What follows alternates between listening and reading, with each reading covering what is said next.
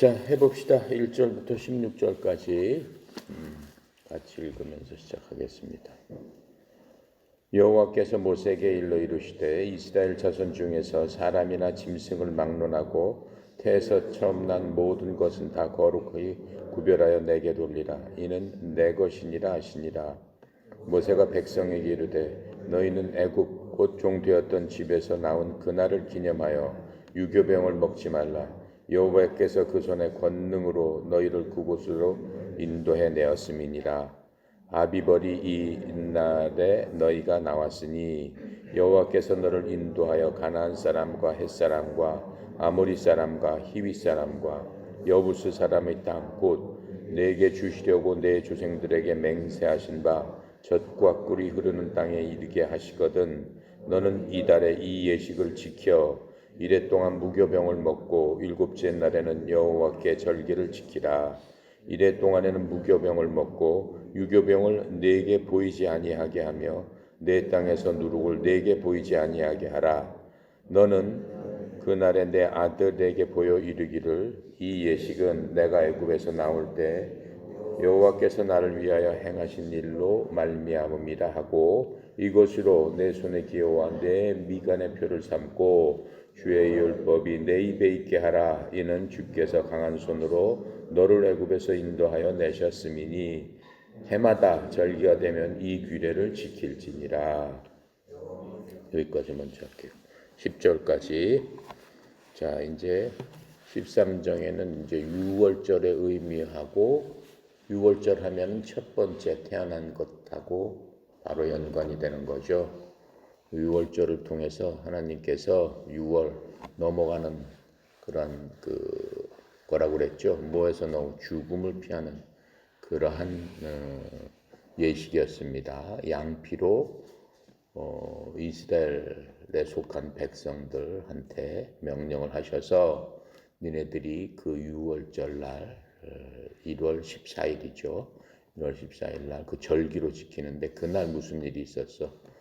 이집트 땅에 있었던 이스라엘 백성들 한테만 하나님께서 알려주신 거예요. 니네들은 그 집에서 나오지 말아라. 그날 밤에 밤 12시에 집집마다 첫 번째 난 남자아이들이 다 죽을 것이다. 또 첫 번째 난 모든 동물들의 첫 소산이 죽음을 맞이하게 될 것이다 라고 말씀하셨어요. 하지만 이집트 사람들은 니네 집에 머무르면서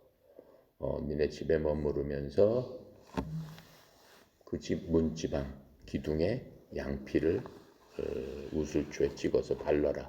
그러면 그 화를 면하게 될 것이다. 근데 그 날을 유월절이라고 얘기한다고 그랬어요. 유월절이라는 게 영어로는 패스오버.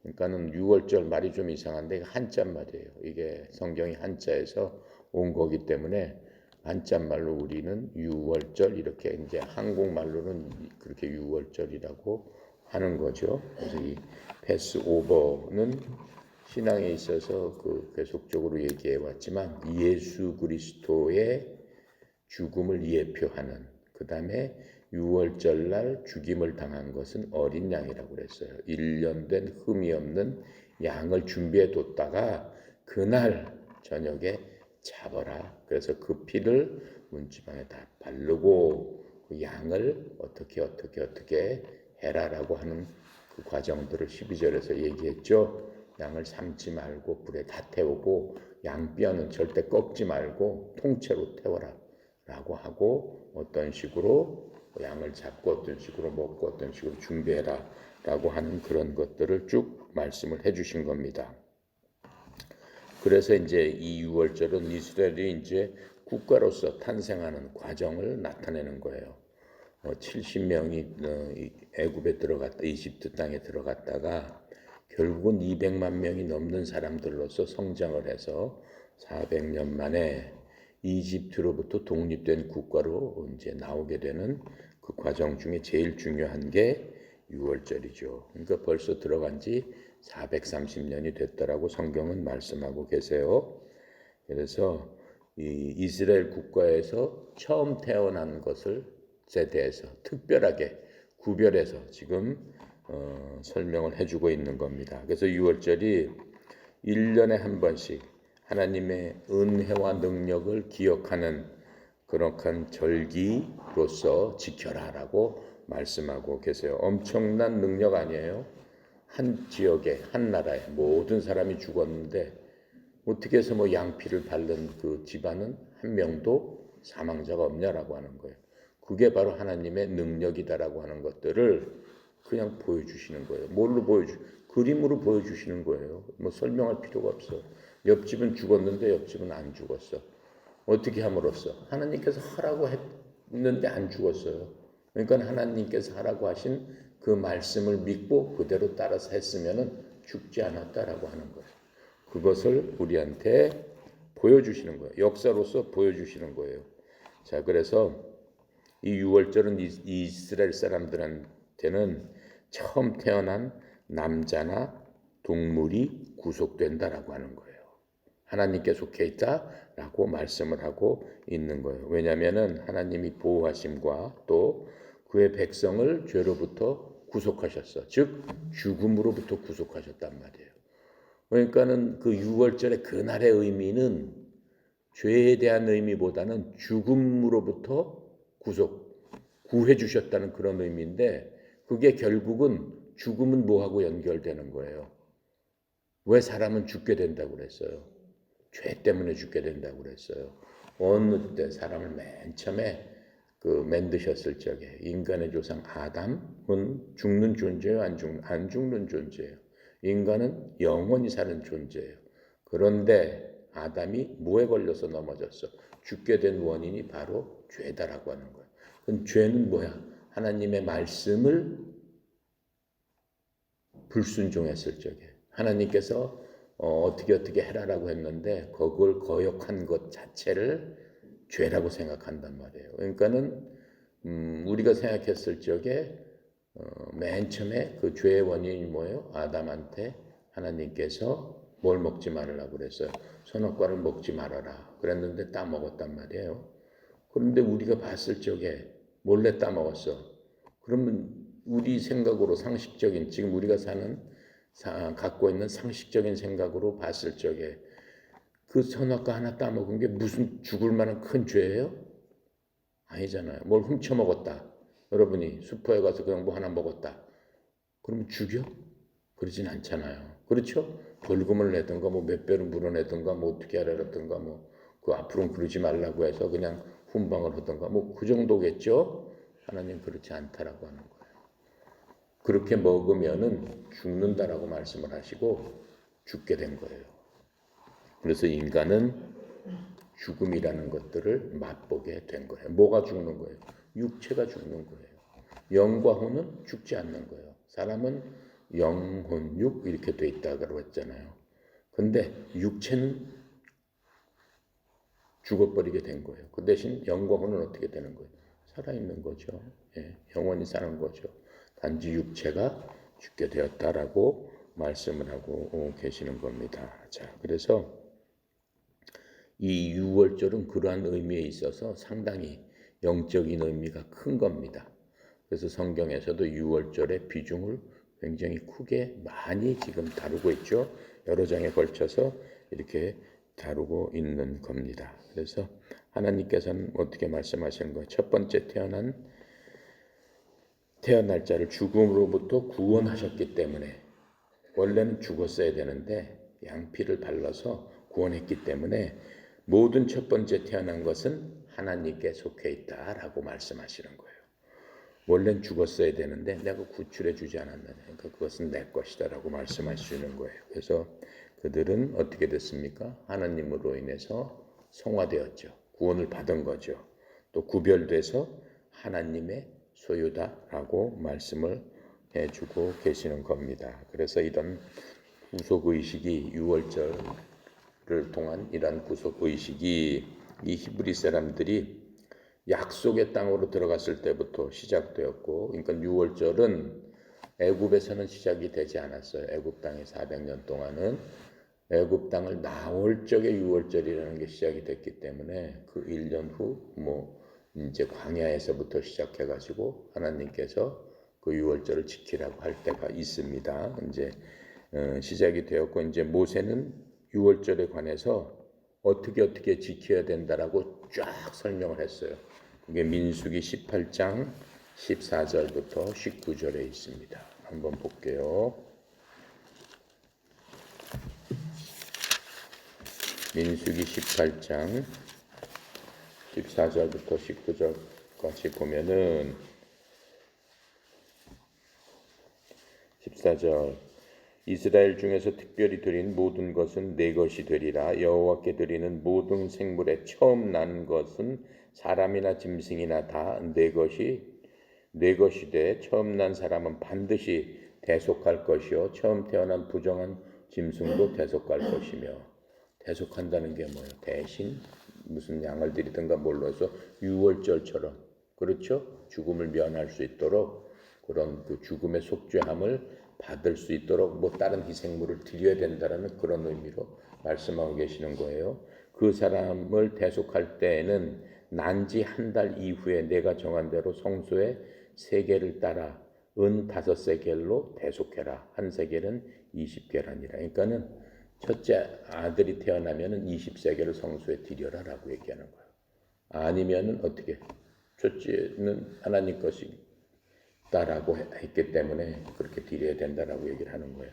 오직 처음 난 소나 처음 난 양이나 처음 난 염소는 대속하지 말지니 이것들은 거룩한즉 그 피는 제단에 뿌리고 그 기름은 불살라 여호와께 향기로운 화제로 드려라. 동물 중에 첫 번째 난 거는 다 죽여서 그 피를 누구한테 드리라고 해서 하나님께 드려라. 사람은 그렇게 죽여서 드릴 수 없으니까 어떻게 하라고 그런 거예요?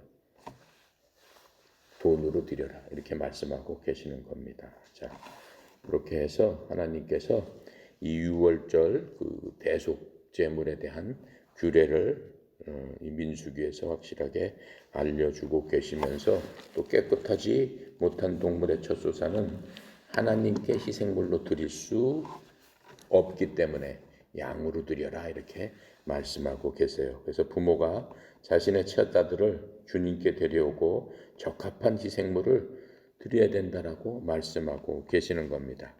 그 말씀은 계시록 12장 6절부터 8절까지도 있어요. 자, 그렇게 하고 예수님의 경우는 어땠어요? 예수님의 경우도 예수님도 첫 아들이잖아. 첫 아들로 요셉과 마리아 사이에 인간적으로 보면은 태어났는데 그 부모님은 예수님에 대해서 어떻게 드렸을까? 어떻게 이 율법대로 드렸을까요? 드렸겠죠. 누가복음 2장 21절부터 24절에 보면은 예수님의 부모도 이 율법대로 드렸다라고 하는 것들을 우리가 살펴볼 수 있습니다. 누가복음 2장 21절부터 24절까지 볼게요. 이제 예수님이 난 거예요. 예수님 태어나서 21절 할례할 8일이 되매 예수님이 태어난 지 8일이 됐어요.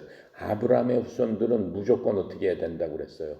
애들이 태어나면은 8일 안에 어떻게 해야 된다고 그래서 할례를 시켜줘야 된다라고 얘기를 했죠. 그래서 할례를 할 8일이 되매 그 이름을 예수라 하니 곧 잉태하기 전에 천사가 일컬은 바라라. 예수님이란 말은 누가 정해준 거예요? 부모한테 마리아한테 천사가 나타나서 네가 아들을 낳을 텐데 그 이름을 예수라고 해라라고 이미 정해준 거예요. 자, 그렇게 하고 22절에 모세의 법대로 아까 그 우리가 본 법대로예요. 정결 예식의 날이 참에 아기를 데리고 예루살렘에 올라가니 이는 주의 율법에 쓴 바 첫해 처음 난 남자마다 주의 거룩한 자라 하리라 한 대로 아기를 주께 드리고 또 주의 율법에 말씀하신 대로 산비둘기 한 쌍이나 혹은 어린 집비둘기 둘로 제사하려 함이더라. 첫 번째 난 거는 다 하나님 건데 하나님께 드려야 되잖아. 자식을 제물로서 죽여서 드릴 수 없으니까 그 자식의 생명을 드립니다라고 하는 대신에 어떻게 하라고 그랬어요? 양이나 염소를 드려라라고 했는데 예수님의 집안은 되게 못 살았어요. 예수님의 엄마 아빠가 굉장히 가난했어요. 그래서 가난한 사람들은 어떻게 양이나 이런 걸 살 돈이 없으니까 싼 것들, 이 비둘기나 이런 것들로 산비둘기나 어린 집비둘기로 대신 드려라라는 그 규례가 있어요. 이제 거기에 따라서 이렇게 드렸다라고 하는 것들을 우리가 알 수 있습니다. 자, 그래서 예수님도 율법에서 태어나셨기 때문에 율법이 지배하던 그때 태어나셨기 때문에 율법대로 그대로 그 부모님들이 행했다라고 하는 것들을 우리가 성경에서 이렇게 볼 수 있습니다. 그래서 이제 그 하나님께서 어떻게 하신 거예요? 첫 소생들은 모두 구원을 하셨고 이집트에서 난 첫 소생들은 어떻게 하는 거예요? 사람이나 동물들을 다 어떻게 하신 거예요? 죽여버리신 거예요. 왜 그래? 첫 번째 거 다 내 거니까 내가 가져가겠다. 싹 죽여버리신 거예요. 그렇죠? 근데 그 죽임을 안 당하려면 어떻게 해야 되는 거야? 하나님의 말씀대로 해야 되는 거야.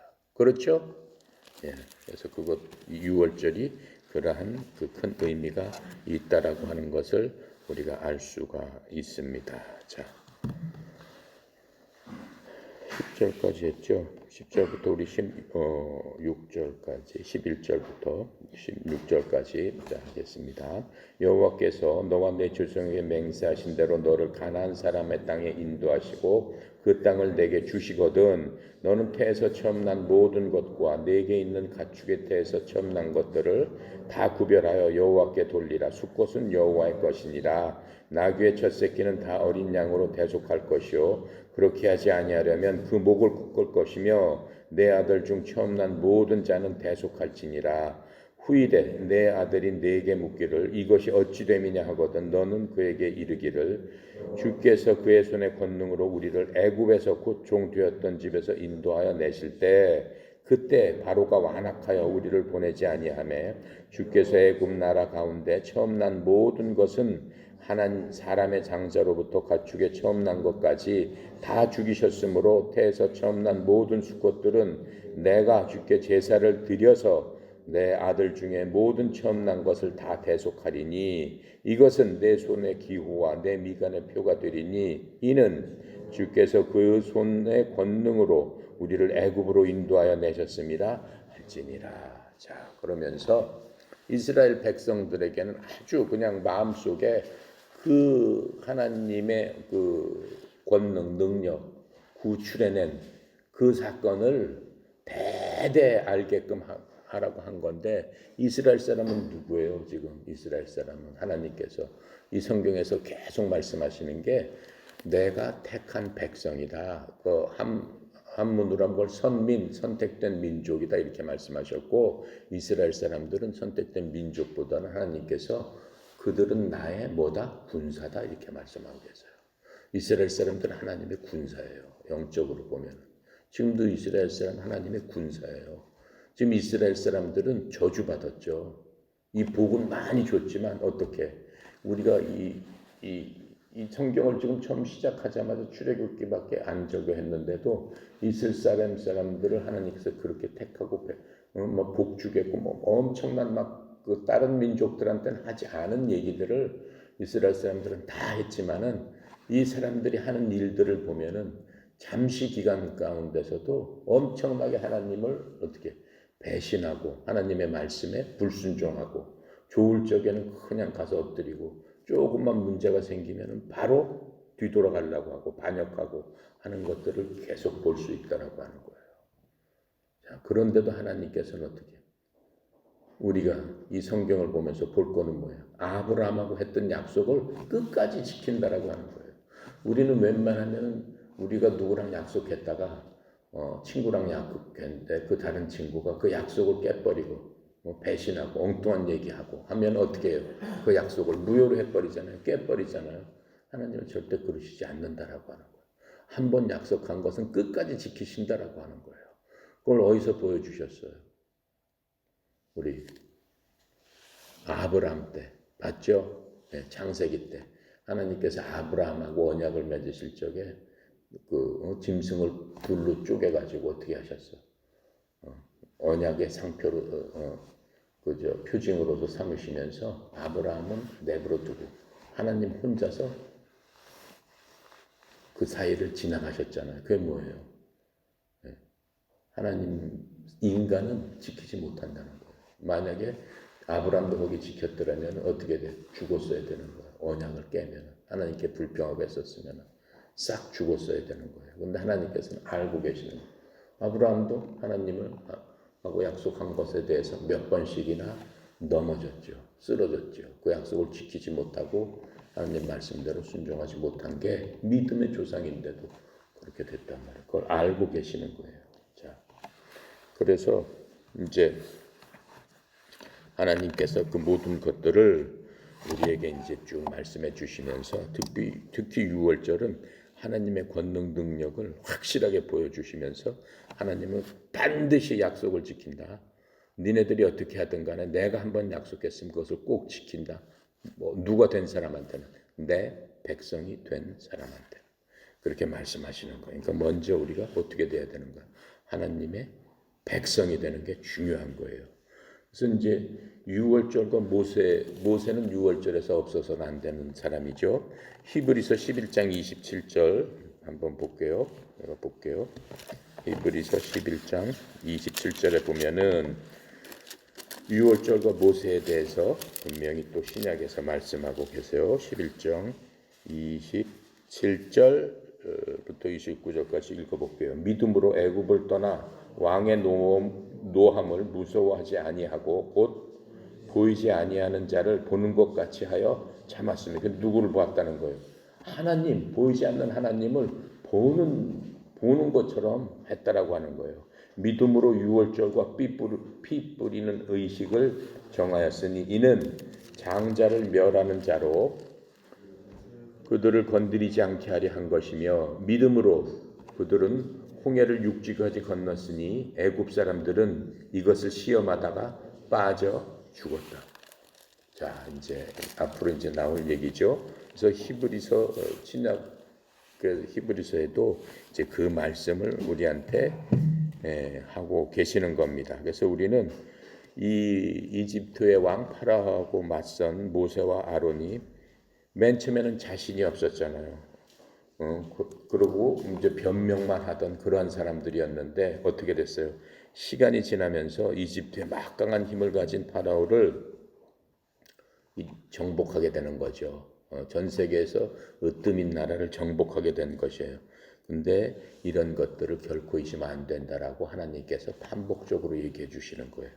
자, 그렇게 하면서 히브리서 우리가 읽었던 그 11장은 모세가 살아계신 하나님 안에서 믿음으로 이 모든 것들을 성취하였음을 기억해라라고 다시 한번 이 신약 사람들 우리한테 얘기해 주고 있는 겁니다. 이 신약은 우리한테 얘기하는 거예요. 우리는 신약에 속한 사람이에요.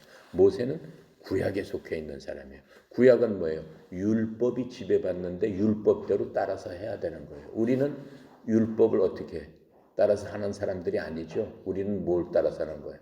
예수님을 따라서 하는 사람들이다라고 하는 거예요. 왜 그래? 예수님께서 십자가에 돌아가시면서 내가 율법을 다 이루었다. 율법의 마침이 됐다. 이렇게 완전히 그냥 정리를 해줘 버렸어요. 그래서 우리는 이 신약 시대에 살아온 사람이기 때문에 이 유월절을 이 상징적으로 그림으로 계속적으로 기억하라고 신약에서도 얘기를 해주고 있기 때문에 우리도 그렇게 해야 되겠죠. 그래서 유월절과 출애굽은 믿음의 능력임을 기억해라. 계속적으로 얘기하고 있습니다. 자, 그래서 우리가 조금 아까 읽었던 대로 그 히브리서에서 믿음으로 어떻게 했다고 그랬어요? 이 이집트를 떠나서 왕의 노여움을 무서워하지 않고 곧 보이지 않는 자를 보는 것 같이 참았다라고 얘기했어요. 그러니까 믿음이 있으면은 두려움이 없어야 되는 게 첫 번째다라고 얘기하는 거예요. 그러니까는 믿음과 두려움은 어떻게 보면은 상반되는 거예요. 그러니까 믿음이 있는 사람은 두려움이 없다라고 얘기하는 거고 믿음이 없는 사람은 두려울 수밖에 없다라고 얘기하는 거예요. 왜 그래? 두려울 수밖에 없는 거는 어떤 상황에서 보니까는 무섭잖아요. 보는 것을 보면은 무서운 거지. 그건 자연적인 거예요. 근데 하나님을 믿는 사람은 어때? 이 애굽 땅에서 그 10가지 재앙을 우리가 돌이켜서 생각을 해보면은 무서울 게 없다라고 하는 거예요. 왜 그래? 하나님께서 그러한 모든 것들을 어떻게 하기 때문에 컨트롤하기 때문에 하나님 손에 있기 때문에 그럼 내가 하나님 안에 있으면은 하나님이 컨트롤하는 그 상황에 있기 때문에 두려울 게 없다라고 이제 계속해서 성경은 우리한테 격려를 해주시고 또 위로를 해주시고 있다라고 하는 것들을 볼 수 있습니다. 그래서 모세가 하나님의 약속을 믿었기 때문에 파라오가 하겠다는 것에 대해서 전혀 모세는 두려워하지 않았어요. 맨 처음에는 흔들렸죠. 근데 그것들을 겪으면서 두려움이 없어지고 뭐가 생긴 거예요? 믿음이 강하게 된 것들을 우리는 볼 수 있습니다. 그래서 믿음이라는 건 뭐예요? 하나님을 의지하고 순종하는 것이다라고 하는 것들을 이 이집트에서 나오면서 10가지 재앙을 보여주면서 400년 동안 종노릇하는 아주 최악의 경우를 구출해내는 것을 하나님께서 케이스로 삼아가지고 우리한테 보여주시는 거예요. 자, 그래서 우리는 감정이나 환경이나 결과가 어떠하든 간에 믿음으로 모세는 유월절을 지켰고 비록 양은 어떻게 해요? 죽었지만은 문설주에 그 피를 발라서 이집트 사람들에게 어떻게 보였겠어요? 그렇게 하는 짓이 참 어리석은 짓을 한다. 그 사람들은 학문이 뛰어났고 문화가 뛰어났고 지금으로 보면은 굉장히 현대화된 사람들이 그런 것들을 봤을 적에 저게 무슨 짓이냐? 참 이상한 짓을 한다라고 했겠지만은 어땠어요? 결과적으로는 그들의 거슬림이 아무 상관이 없었어요. 왜 그래? 하나님의 파워가 거기서 나오는 거기 때문에. 그 믿는 그 사람들은 이제 그 파워를 알 수가 있게 되는 겁니다. 자, 그 다음에 자 17절부터 해봅시다. 17절부터 마지막 절까지.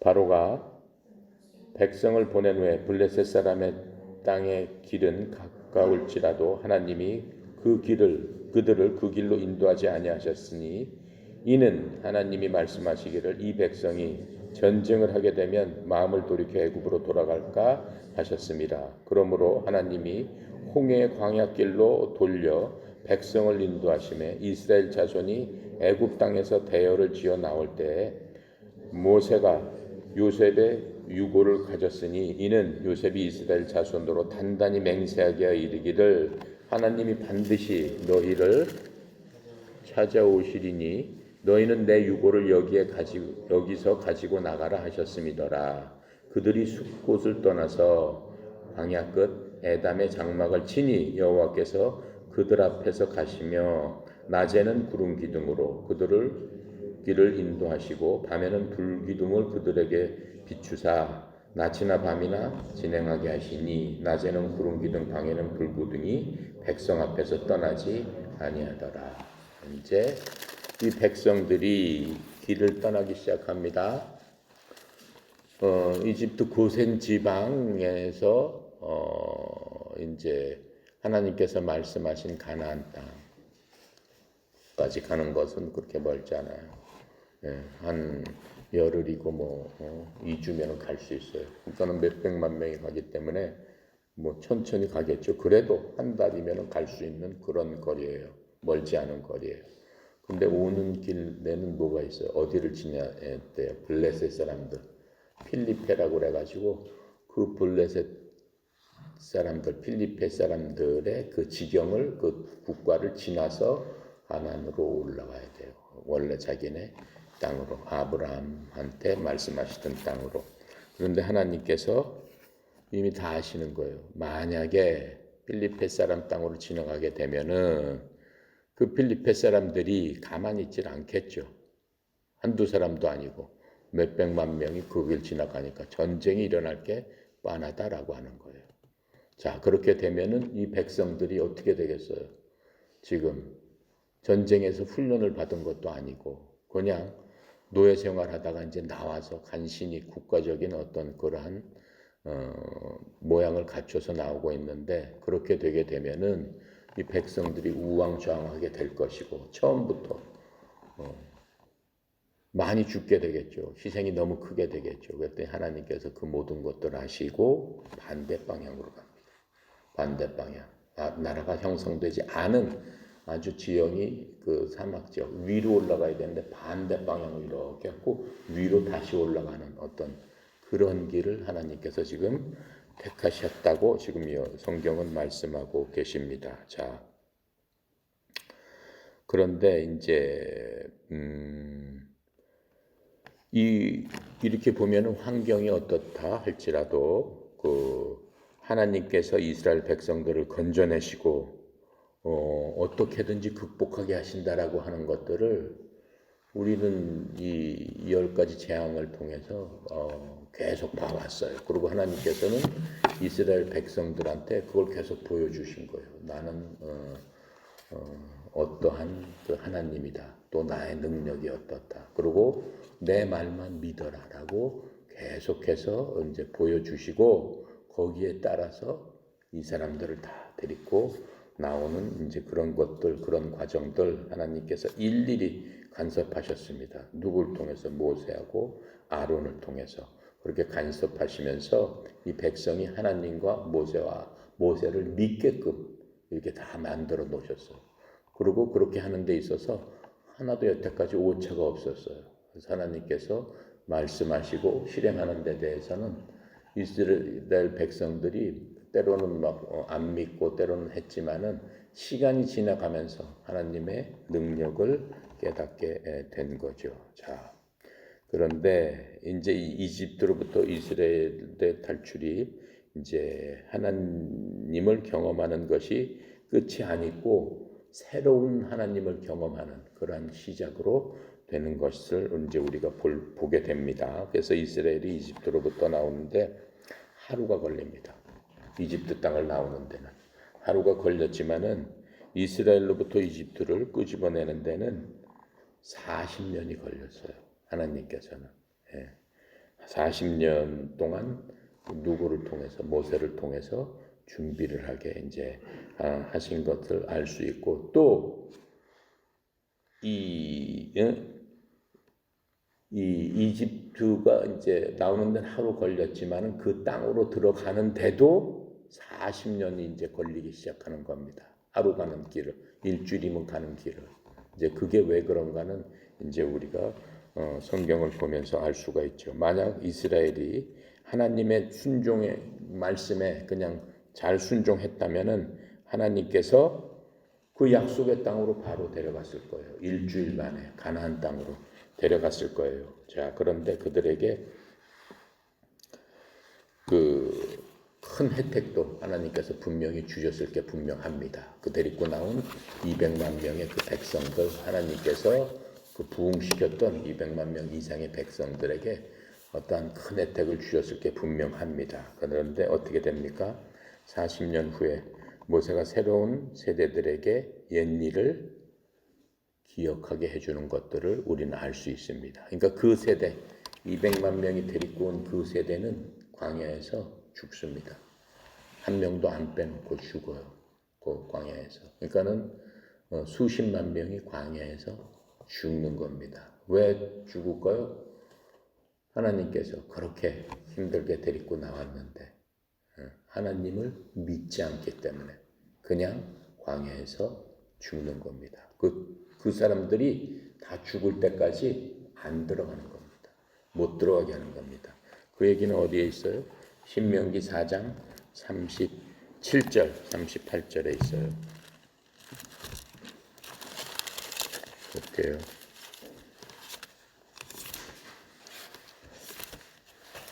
신명기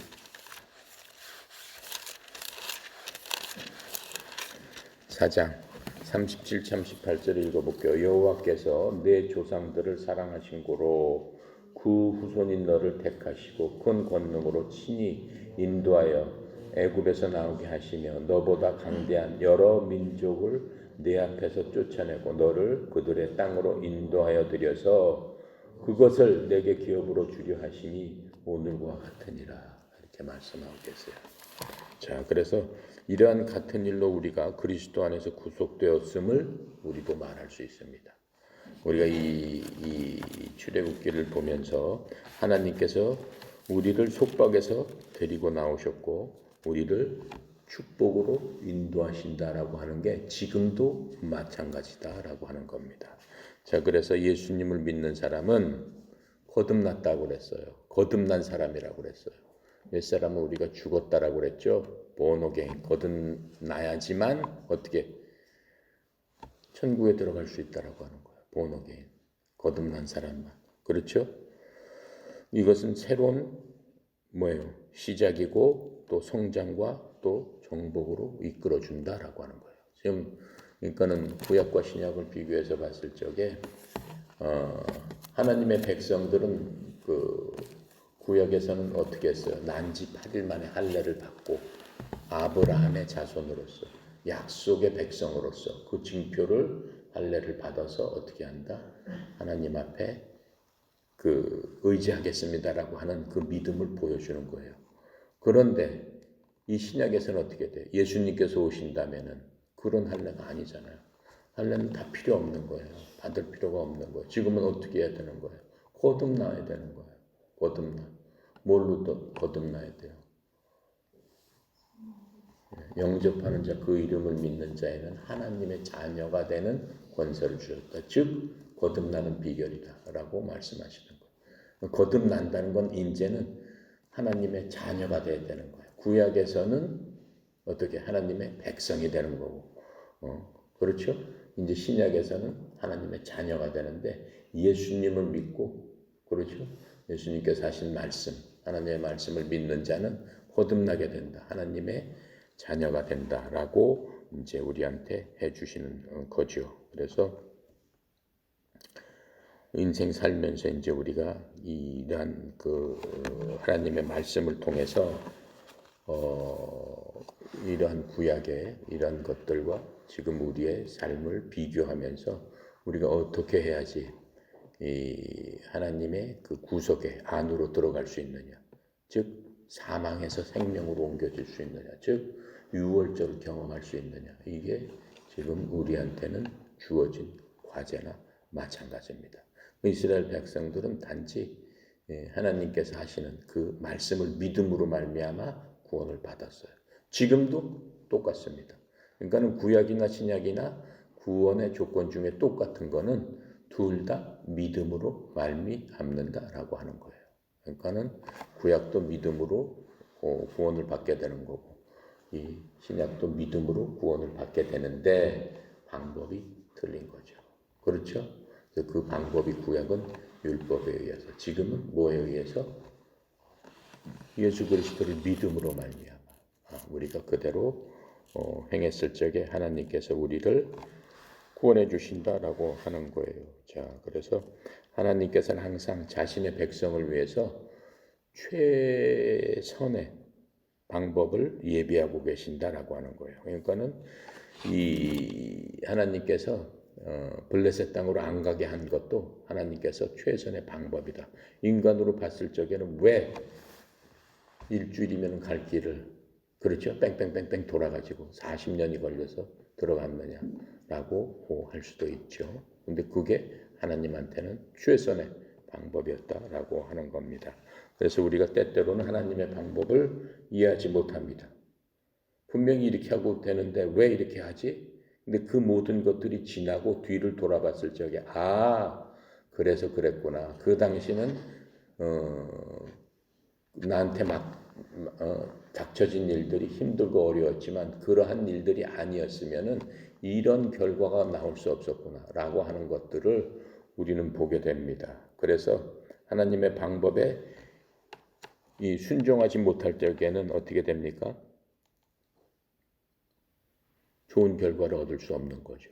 그러니까 우리가 하나님을 믿는 사람은 어떠한 상황이든 간에 그분의 방법이 옳다라고 하는 그런 생각을 갖고 그대로 따라가는 게, 그대로 순종하는 게 가장 복받는 비결일 것이다라고 하는 거였어요. 그래서 하나님께서 시편에서 뭐라고 말씀했어요? 자신의 이름을 위해서 의의 길로 인도하신다. 시편 23편 3절이죠. 여호와는 나의 목자시니 내게 부족함이 없으리로다. 23편 그거죠. 거기에 보면은 하나님께서는 자신의 이름을 위해서 우리를 의의 길로 인도하신다. 왜 그래? 왜 자신의 이름을 위하는 거예요? 자신의 이름 계속 봐왔잖아요. 이 말씀을 우리는 이해할 수가 있어요. 왜 그러냐면은 출애굽기 할 적에 자신의 이름을 위해서 헛된 신들하고 하나님께서 니네들이 무슨 신이냐라고 하면서 보여주신 거예요. 자신의 이름을 위해서. 파라오를 갖다가 멸하실 적에 자신의 이름을 높이신 거다라고 얘기를 했어요. 그렇죠?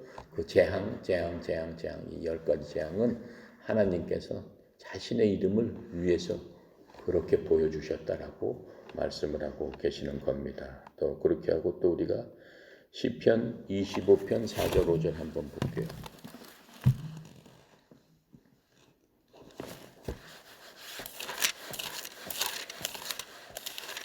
시편 25편 4절 5절에 보면은 이렇게 나와 있죠. 다윗이 여호와여 주의 조를 내게 보이시고 주의 길을 내게 가르치소서. 주의 진리로 나를 지도하시고 교훈하소서. 주는 내 구원의 하나님이시니 내가 종일 주를 기다리나이다 라고 이렇게 고백을 했어요.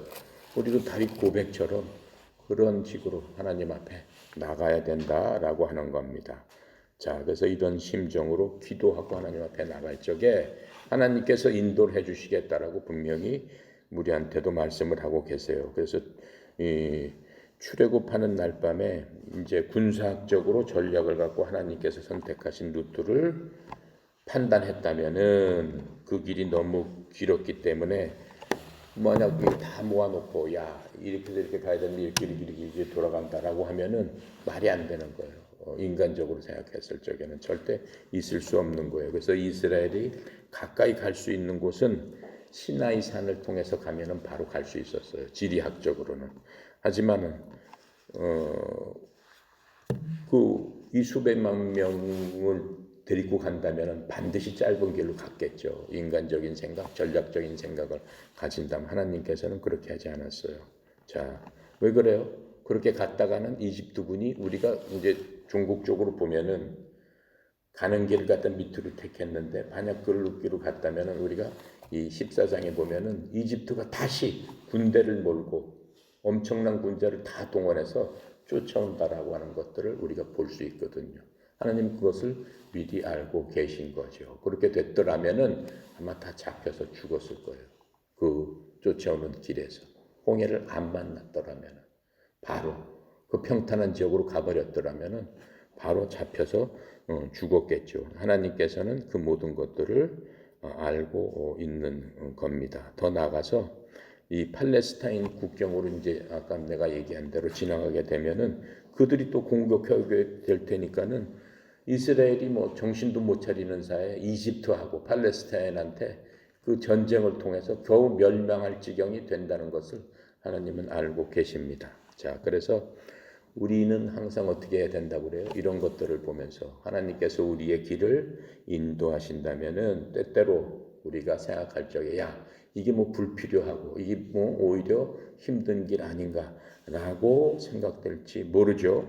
하지만 하나님께서는 우리를 가장 좋은 길로 인도해 주시겠다라고 말씀을 하시고 계십니다. 어디서 말씀하고 계세요? 잠언 5장입니다. 잠언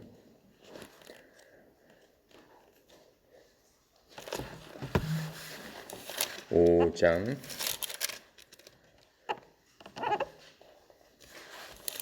3장이네요. 잠언 3장 5절 6절에 이렇게 말씀하고 계세요. 너는 마음을 다하여 여호와를 신뢰하고 내 명철을 의지하지 말라. 그러니까 네가 지혜 있다라고 그래서 네 생각대로 하지 말라라고 말씀하고 계세요. 너는 범사에 그를 인정하라. 그리하면 내 길을 지도하시리라. 이렇게 말씀하고 계시는 겁니다. 자, 그래서 하나님께서 그렇게 인도하셨고 하나님께서는 무엇을 하고 계시는 줄을 알고 계심을 항상 우리가 기억을 해야 됩니다. 그 일이 내 생각엔 아닌데 아니다라고 하는 거예요. 하나님께서는 그 일을 통해서 하나님의 일을 하고 계신다라고 하는 것들을 우리가 인정해야 된다라고 하는 겁니다. 그래서 하나님께서는 서두르지 않고 항상 하나님을 따르는 한은 안전하다라고 하는 거예요. 그래서 이 예수를 아무리 잘 믿는 사람도 하나님께서 뭐라고 말씀하시냐면은 예수 잘 믿는다고 해서 안 믿고 그 불신자 것들하고 완전히 구별돼서 어떻게 따르게 하나님께서 이 길을 가도록 물론 하시죠. 하는데 예수를 잘 믿는 사람도 일반 사람들이 당하는 그러한 모든 일들을 이 땅에서는 니네들이 당한다라고 말씀하고 계세요. 그러니까는 예수를 잘 믿는 사람도 교통사고도 날 수 있고 애들이 대학에 떨어질 수도 있고 그렇죠? 뭐 가족들이 암에 걸릴 수도 있고 불행한 일을 당할 수도 있고 다 당할 수 있다라고 하는 거예요. 뭐 특별히 안 당한다 그런 말씀이 아니에요. 다 일반 사람이 당하는 고통을 너네들도 다 당한다라고 말씀하세요. 하지만 예수 믿는 사람들은 어떻게 그런 것들이 합력해서 너한테 선한 방향으로 이끌 수 있도록 하나님께서 인도해 주신다라고 하는 거예요. 예. 하나님께서는 그러니까 어떠한 경우든지 그렇게 해주시기 때문에 우리가 어떤 일을 당하더라도 서두르지 말아라라고 하나님 말씀하고 계세요. 그럴수록 어디로 들어가 있어라? 그리스도 안에 들어가 있어라. 하나님께서 나한테 위로해 주시고 하는 말씀대로 니네들이 그때마다 하나님께 더 가까이 가라 이렇게 말씀하고 계시는 것을 우리가 알 수 있습니다. 그렇게 하면서 어떻게 해요? 요셉이 죽기 전에 형제들에게 했던 약속을 지켜달라고 얘기를 하죠. 그렇죠? 그래서 그 후손들이 그 유고를 들고 이집트를 나올 적에 요셉의 유고를 들고 나온 것들을 이제 우리가 봤습니다. 그건 창세기 50장 24절부터 이제 마지막 절에 요셉이 그 유언으로 얘기를 해요. 자기를 여기다 버려두지 말고 자기 유고를 꼭 데리고 가서 묻어달라라고 얘기해요. 자, 그래서 요셉도 아브라함, 이삭, 야곱과 같이 함께 묻힌 것을 우리는 알 수 있습니다. 여호수아서 24장 32절에 보면은 그렇게 묻어준 것을 묻어줬다라고 이제 성경에서 말씀을 하고 계세요. 자, 그래서 이 요셉도 하나님께서 백성들을 구하시고 자신의 약속을 지키실 줄로 요셉도 알고 있었던 것입니다. 히브리서 11장 22절에 또 이 말씀도 하고 계세요. 아까 우리가 봤던데 11장 22절에 보면은 무슨 말씀이 있냐면은 믿음으로 요셉은 임종시에 자기가 죽을 때 이스라엘 자손들이 떠날 것으로 말하고 또 자기 뼈를 위하여 명하였다라고 얘기하고 있어요. 자, 그걸 알 수가 있고, 자, 그러면서 이제 하나님께서 드디어 구름 기둥, 불 기둥을 사용하기 시작합니다. 우리가 지금 뭐 상상도 못하는 그러한 것들이죠. 이스라엘 수백만 명이 거기서 이집트에서 떠나올 적에 하나님께서 두 기둥을 사용하세요. 하나는 구름 기둥, 하나는 불 기둥. 그 가운데 하나님께서 함께 하셨다라고 했어요. 그걸 하나님의 임재라고 하죠. 그러니까는 구름 기둥이 200만 명을 덮을 정도면 어떠한 구름 기둥이겠느냐라고 상상을 한번 해보세요. 또 불 기둥은 어떠한 불 기둥이겠느냐. 200만 명이 이 사막을 지나가면은 낮에는 뭐 엄청 덥지만은 밤에는 영하로 내려가는 겁니다. 엄청 추운 겁니다. 그런데 그 몇백만 명을 어떻게 따뜻하게 보호하시기 위해서는 구름하고 불을 통해서 하나님께서 이 백성들을 이제 인도해 주신다라고 이제 하고 계십니다. 그래서 구름 기둥, 불 기둥은 하나님의 천사를 의미합니다. 그리고 그들이 어떻게 이 모든 것들을 보호해 줬다라고 얘기하고 있어요. 느헤미야 9장 12절입니다.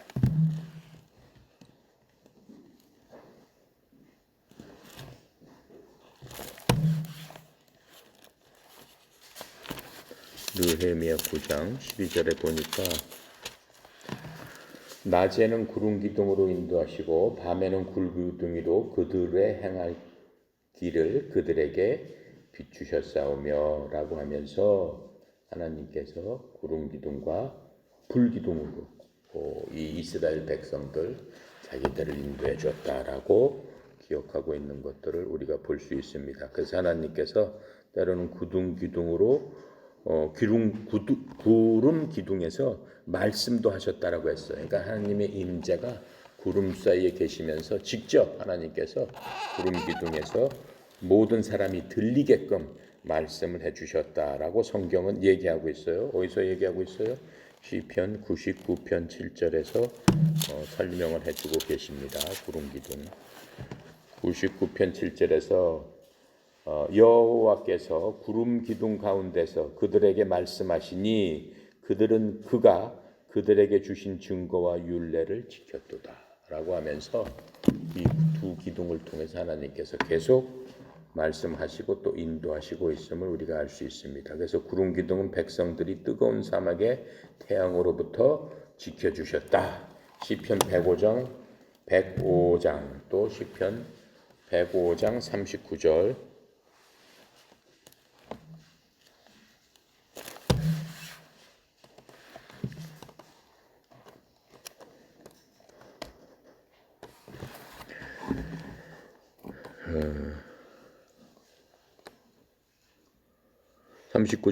여호와께서 낮에는 구름을 펴사 덮개를 삼으시고 밤에는 불로 밝히셨으며 그래서 낮에는 구름으로 덮개가 돼서 이런 캐노피처럼 모든 그 백성들을 덮어 주셨습니다라고 시편에서 또 말씀을 하고 계세요. 자, 그렇게 하고 구름 기둥이 움직일 적에마다 백성들은 구름 기둥만 보면서 움직이는 거예요. 그러니까 구름 기둥이 가서 멈추면 거기서 멈추는 거고 구름 기둥이 움직이면은 그날 움직이기 시작하는 거예요. 출애굽기 40장 34절에 보면은 그렇게 나와 있습니다. 자, 그렇게 하고 이제 우리는 이런 현상을 지금 우리가 볼래야 볼 수 있어요? 볼 수 없죠. 지금 그런 거 볼 수 없지만은 하나님의 말씀이 빛이 되어서 우리를 어떻게 하신다고 그랬어요? 인도하신다고 그랬어요. 그때는 구름기둥, 불기둥으로 이스라엘 백성을 인도했지만 지금 우리를 인도하는 것은 하나님의 말씀이 구름기둥이나 빛과 같다라고 얘기했어요. 어디서? 시편 119편 105절 119편 105절 봅시다.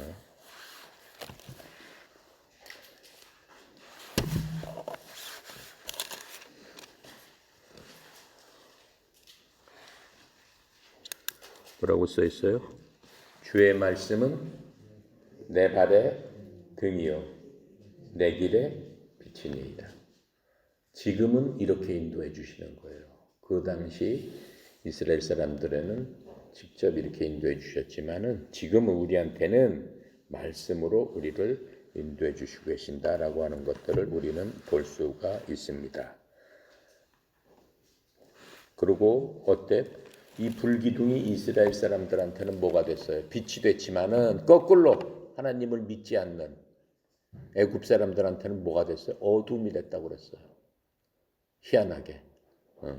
도저히 이해할 수 없지만은 불기둥이 딱 있으면서 이쪽은 밤이라도 그냥 밝아가지고 다 도망갈 수 있겠지만은 오히려 불기둥이 딱 이쪽은 더 껌껌하게 해서 이집트 군대가 한 발짝도 진격하지 못하도록 하나님께서 인도해 주셨다라고 하는 것들을 우리가 알 수 있습니다. 자, 그렇게 하고 또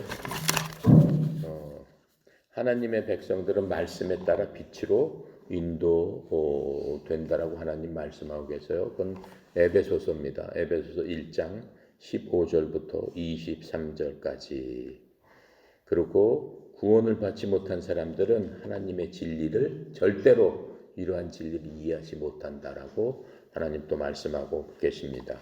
마태복음 11장 25절에 보면은 그렇게 말씀을 하고 계십니다. 저 하나님의 영이신 진리의 영이 우리의 말씀을 가르쳐 주신다고 그랬죠. 그럼 우리는 어떻게 하나님의 말씀을 알 수 있을까?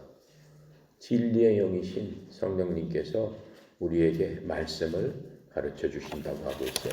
요한복음 16장 볼게요.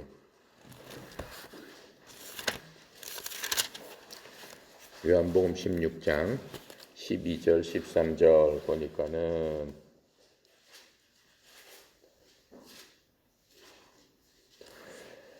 내가 아직도 너희에게 이를 것이 많으나 지금은 너희가 감당하지 못하리라. 예수님께서 하신 말씀이에요. 그러나 진리의 성령이 오시면 그가 너희를 모든 진리 가운데로 인도하시리니 그가 스스로 말하지 않고 오직 들은 것을 말하며 장래일을 너희에게 알리시리라.